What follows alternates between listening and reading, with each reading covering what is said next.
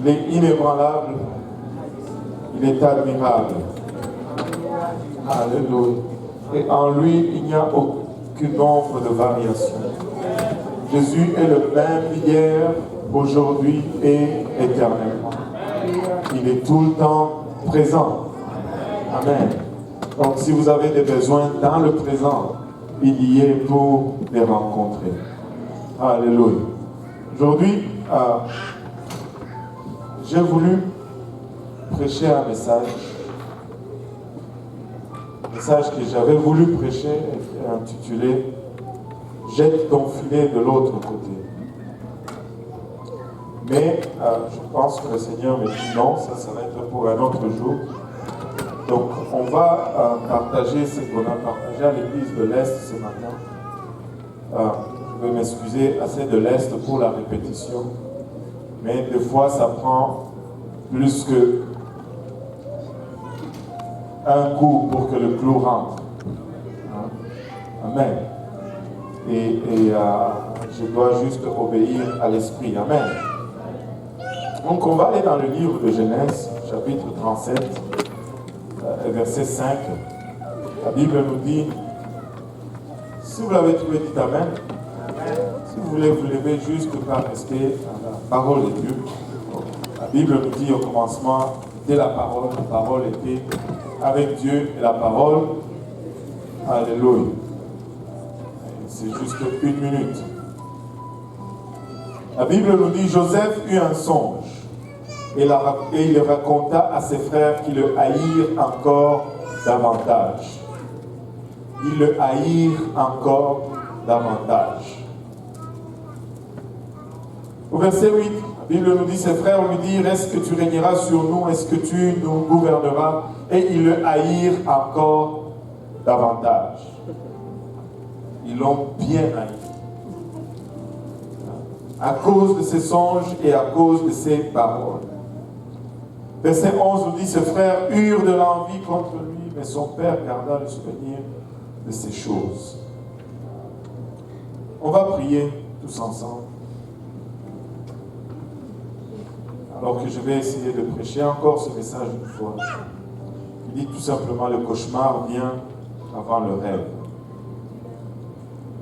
Seigneur Jésus, nous te rendons grâce encore une fois pour ton amour, ta bonté, ta fidélité. Papa, nous te remercions pour le privilège et l'honneur que nous avons de nous tenir devant ton peuple aujourd'hui. Le peuple de Dieu est le peuple le plus beau sur toute la face de la terre. Père, nous reconnaissons que nous sommes inadéquats à tenir cette place. Nous appuyons sur toi maintenant, Papa. Fais-nous don de ton onction, afin que nous puissions parler sans crainte, ni faveur, ni hésitation, Seigneur. Oins-nous également afin que ces paroles puissent trouver une place dans nos cœurs où elles vont germer. Produire de fruits et que ce fruit nous conduise jusque dans la vie éternelle. Au nom de Jésus, nous te prions, avec l'action de grâce dans nos cœurs. Nous disons tous au nom de Jésus. Alléluia. Nous disons tous au nom de Jésus. Encore nos mains pour le Seigneur encore.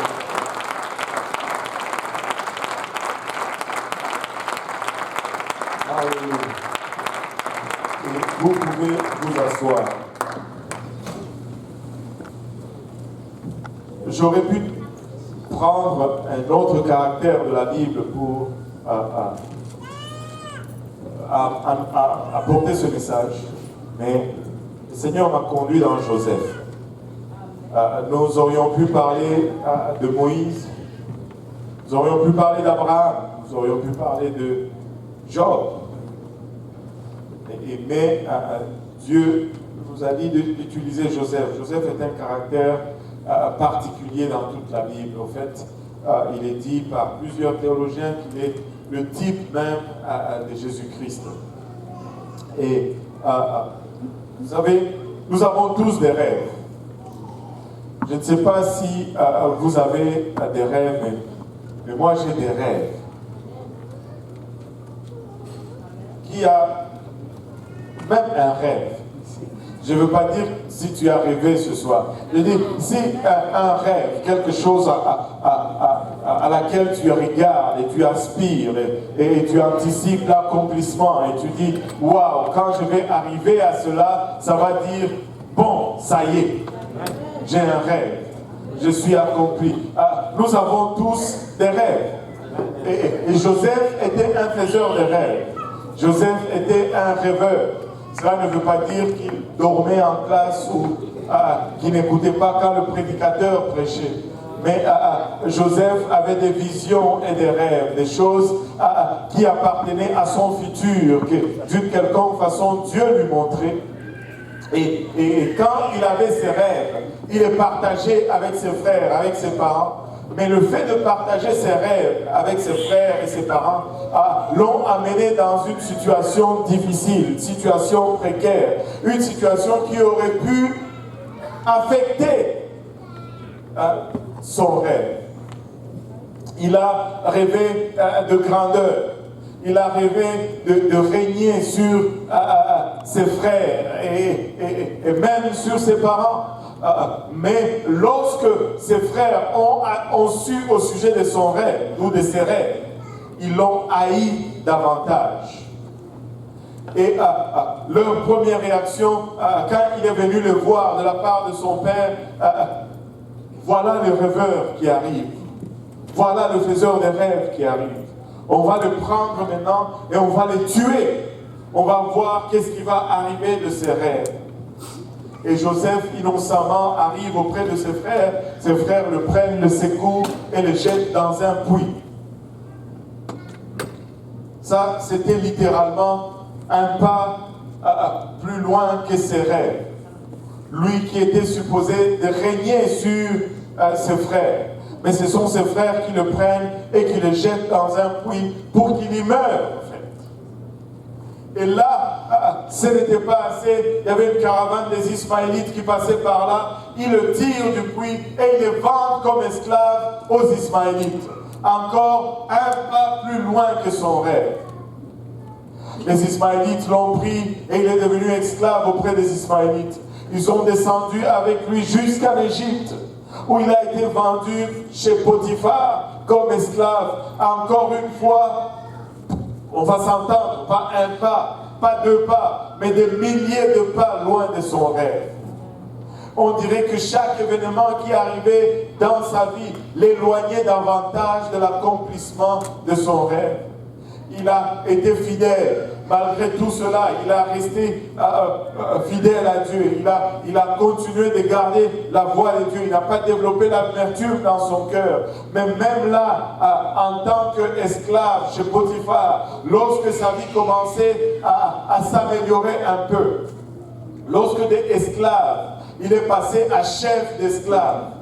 C'était quand même une meilleure position que esclave. Il est devenu chef des esclaves. Même là, il s'est fait encore jeter en prison pour quelque chose qu'il n'a pas fait. On dirait que toute circonstance de sa vie, tout événement de sa vie, dans la pensée de Joseph, travaillait contre son rêve.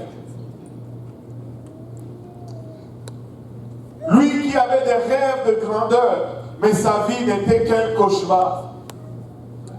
Mais comme vous le savez aujourd'hui, et comme nous le savons pour avoir lu la fin de l'histoire, nous allons comprendre, nous avons compris que c'est ce cauchemar qui a amené à la réalisation du rêve de Joseph.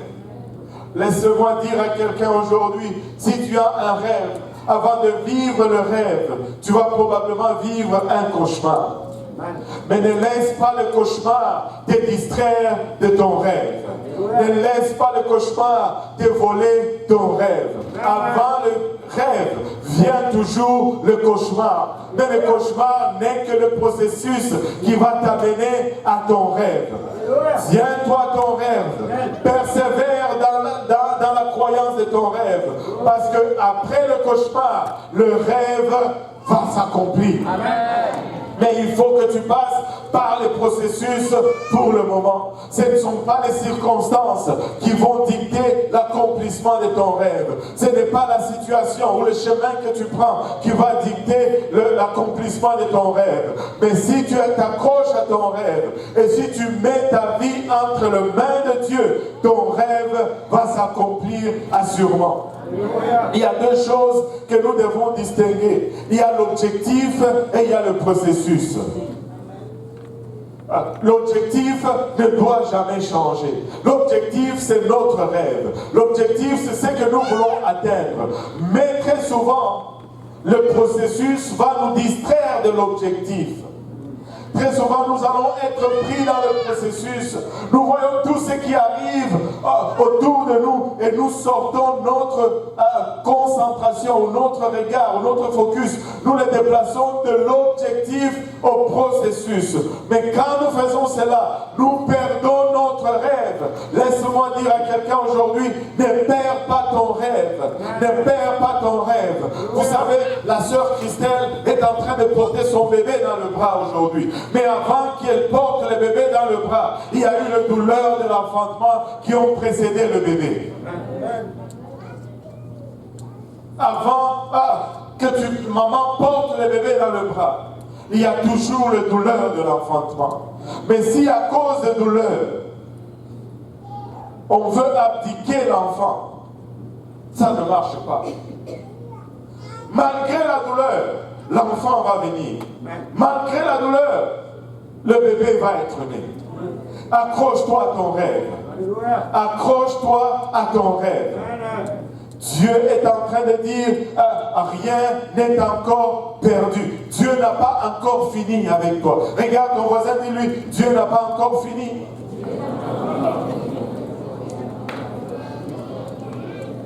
Dis-lui, Dieu n'a pas encore fini. As-tu un rêve aujourd'hui? Accroche-toi à ce rêve. Alléluia. Vous savez, Job était un homme prospère. Et nous aimons l'histoire de Job. Parce que nous connaissons la fin. Mais quand Job traversait cette histoire, il ne connaissait pas la fin de l'histoire. La fin n'était pas encore écrite. Il n'avait pas le livre de Job quand il traversait ses épreuves. Pour lui, c'était mauvaise nouvelle après mauvaise nouvelle. Oh, tu as perdu tous tes bétails. Vous savez, la richesse en ce temps-là se comptait en tête de bétail, en tête de chameaux et de brebis. La foudre est tombée et tout ce que tu avais est perdu. Des gens sont venus et ils ont tué tous tes enfants. Et une nouvelle après l'autre, une mauvaise nouvelle après l'autre. Et c'était un cauchemar. Mais malgré le cauchemar, Job avait son regard fixé sur une seule chose. Il savait que son Rédempteur était vivant. Peu importe le cauchemar, peu importe l'épreuve, je sais que mon Rédempteur vit. Je sais qu'il est vivant. Alléluia. Alléluia. Et parce qu'il a regardé à son objectif, au lieu de regarder le processus, la Bible nous dit qu'à la fin, Job était plus prospère qu'au début. Il a eu plus d'enfants qu'il n'a eu au début. Il a eu plus de chameaux qu'il n'a eu au début. Écoutez, tout était un cauchemar pour lui. Mais après le cauchemar est venue la réalisation de son rêve. Je ne sais pas pour toi, mais j'ai un rêve.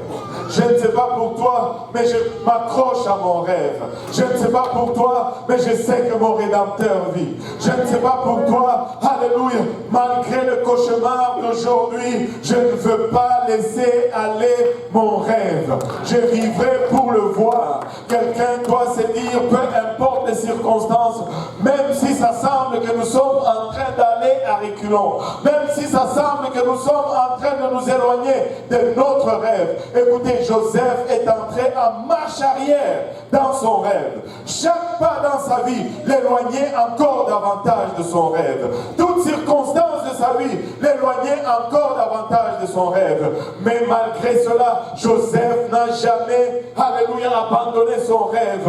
Malgré cela, Joseph s'est toujours dit, je ne ferai rien pour pécher contre mon Dieu. En d'autres termes, je crois que mon Rédempteur vit. Et je crois qu'en ce jour-là, il se lèvera. Et quand il va se lever, je me lèverai avec lui. Si tu as un rêve, accroche-toi. Accroche-toi. Ne laisse pas les circonstances présentes, alléluia, te voler de ce que Dieu t'a donné comme promesse. Ne laisse pas la situation d'aujourd'hui dire le contraire sur ta vie de ce que Dieu a prononcé sur sa vie, sur ta vie. Tu sais, Dieu a un plan pour toi, mais malheureusement le diable a aussi un plan pour toi. Et savez-vous quel plan va triompher dans ta vie? Le plan que tu vas voter pour. Le plan que tu vas voter pour. Parce que d'une quelconque façon, il y a une espèce de démocratie en ce qui concerne Dieu. Et c'est toujours la majorité qui remporte. Dieu va voter pour son plan pour toi. Parce que c'est lui qui l'a conçu. Le diable va aussi voter pour son plan pour toi. Parce que c'est lui qui l'a aussi conçu. La seule voie ou le seul vote qui va faire la différence, c'est le vote que tu vas faire. Si tu votes avec Dieu, vous êtes en majorité 2 contre 1 et c'est le plan de Dieu qui va s'accomplir dans ta vie. Mais si tu votes avec le diable, vous allez être aussi en majorité et c'est son plan qui va s'accomplir. Écoutez, aujourd'hui tu peux encore bien voter. Aujourd'hui tu peux encore voter avec Dieu. Peu importe les circonstances, peu importe d'où tu es venu, peu importe qu'est-ce que tu as fait ou tu n'as pas fait, aujourd'hui Dieu est en train de te dire, c'est encore possible. C'est encore possible. Alléluia. Joseph n'a pas désespéré. Le puits n'a pas pu voler le rêve de Joseph. L'esclavage n'a pas pu dissuader Joseph du contraire de son rêve. Même la prison de Pharaon n'a pas pu dissuader Joseph du contraire de son rêve. Jusqu'au bout, il a cru dans son rêve. Et savez-vous quoi? Le rêve s'est accompli. À aucun moment tu n'as vu Joseph travailler sur son rêve. Mais laissez-moi vous dire, le rêve s'est accompli. Parce que c'est lui qui a donné le rêve à Joseph. Et c'est lui qui est en train de travailler sur les rêves de Joseph. Ne laisse aucune circonstance, ne laisse aucune situation, ne laisse rien te voler du rêve que Dieu t'a donné. La Bible nous dit, alléluia, dans Ésaïe 56, verset 1, nous dit, ainsi parle l'Éternel. Dis à ton voisin, ainsi parle l'Éternel. Ce n'est pas le pasteur qui parle. Ainsi parle l'Éternel. Observe ce qui est droit et pratique ce qui est juste, car mon salut ne tardera pas à venir. Tu es peut-être surchargé par ce cauchemar, tu es peut-être épuisé par la situation que tu traverses, tu es peut-être découragé par ce que tu vis. On dirait que jour après jour après jour, c'est cauchemar après cauchemar après cauchemar. Mais l'Éternel est en train de dire, observe ce qui est droit encore et pratique ce qui est juste, car mon salut ne tardera pas à venir et ma justice à se manifester. Accroche-toi à ton rêve et ne le laisse pas, ne l'abandonne pas, parce que bientôt, très bientôt, la justice de Dieu va s'accomplir. La justice de Dieu va s'accomplir. Dans le livre de Marc, le Seigneur nous donne cet avertissement. Vous serez haïs de tous à cause de mon nom. Mais celui qui persévérera jusqu'à la fin sera sauvé. Celui qui persévérera jusqu'à la fin sera sauvé. Nous devons des fois pousser. Nous devons des fois juste refuser de tomber. Nous devons des fois juste décider de dire, je reste là. Mais vous savez quoi? Malgré notre décision, des fois nous tombons quand même. Mais même lorsque je tombe, la Bible me dit dans Michée 7:8, ne te réjouis pas à mon sujet, mon frère. Car si je suis tombé, je me relèverai. Si je suis tombé, je peux me relever.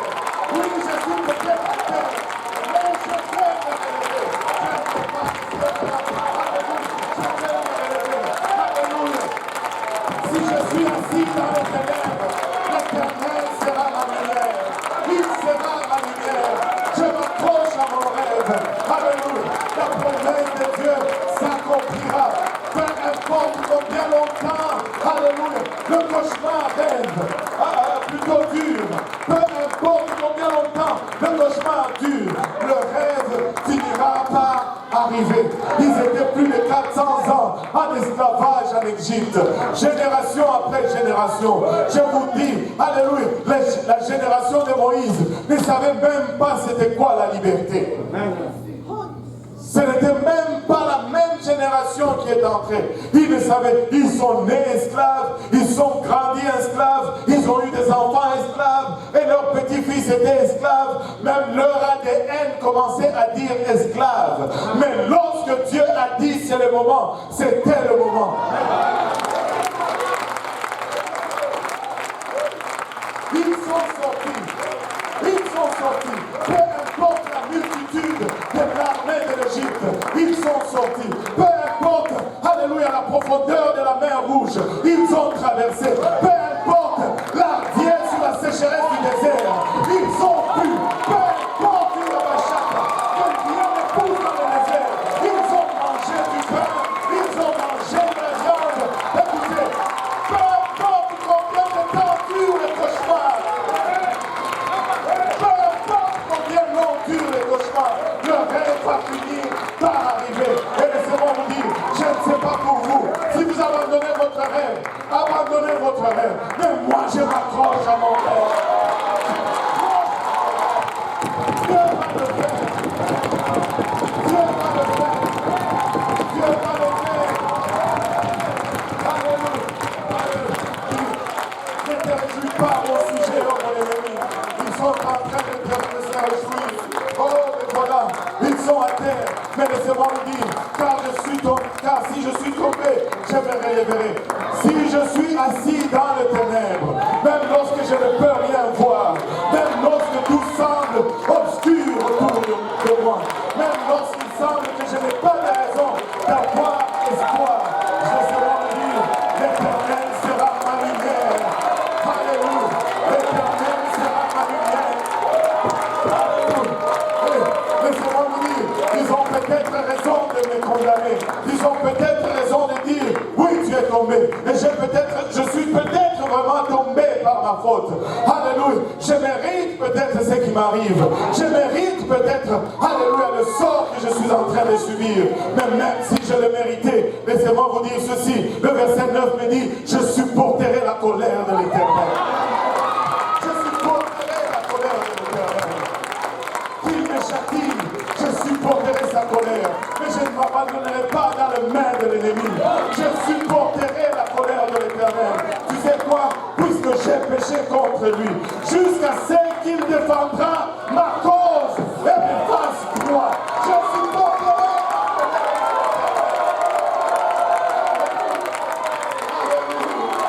Parce que par la suite, il me conduira à la lumière.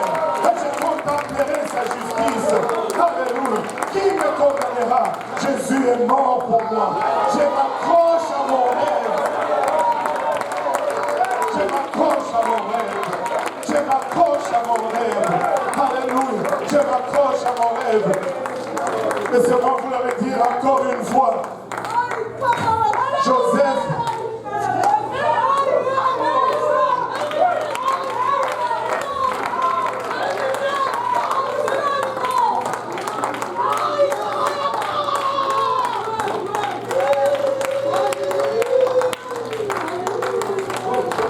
Joseph est rentré à reculons dans son rêve.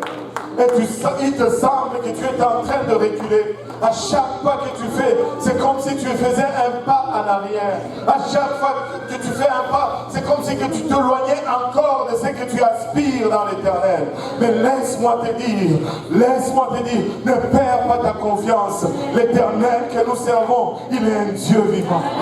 Il est un Dieu vivant.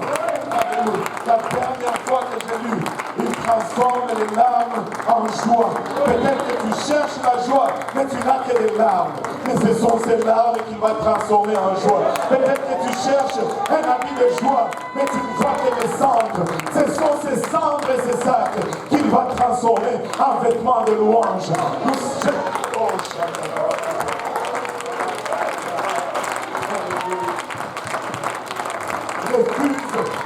Refuse de céder à la pression de l'ennemi. Refuse de céder à la pression de l'ennemi. Tiens-toi ferme. Alléluia. Tiens-toi ferme.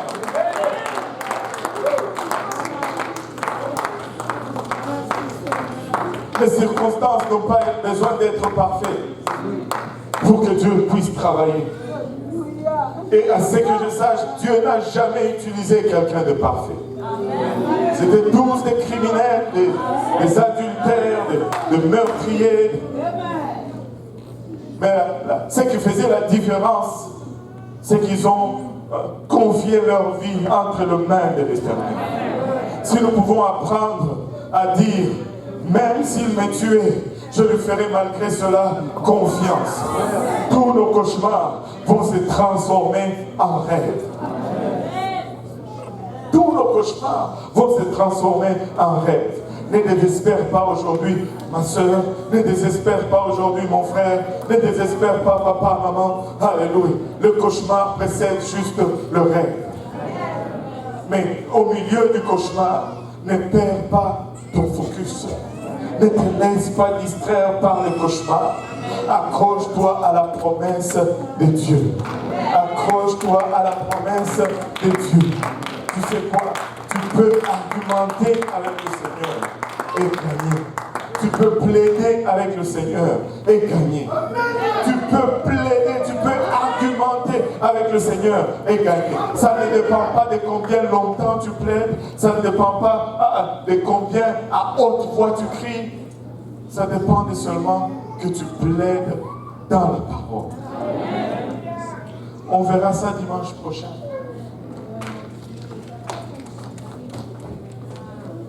On va se lever tous ensemble.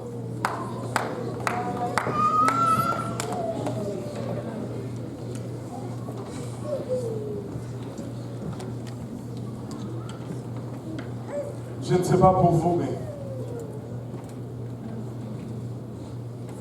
j'ai des promesses de la part de l'Éternel.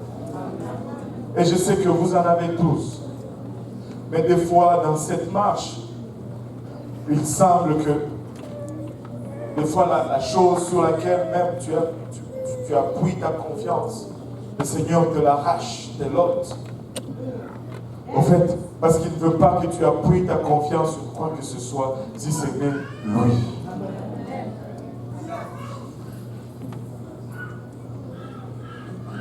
Appuie-toi sur l'Éternel. Et ce qu'il t'a donné comme promesse, ça va s'accomplir. Ça va s'accomplir. Là, si tu as une promesse de la part de l'Éternel, cet hôtel est ouvert aujourd'hui. Tu peux venir juste comme marque de la foi. Tu peux venir juste pour déclarer que, Seigneur, ma promesse est vivante. Alléluia. Et juste le mettre là, à ses pieds, et lui dire, Seigneur, tu m'as dit ceci en tel jour. Ceci, Seigneur, tu m'as dit cela en tel jour. Et tu n'es pas un homme pour mentir, ni le fils de l'homme pour changer d'avis. Plaidons ensemble, Seigneur. Alléluia. Oh là là,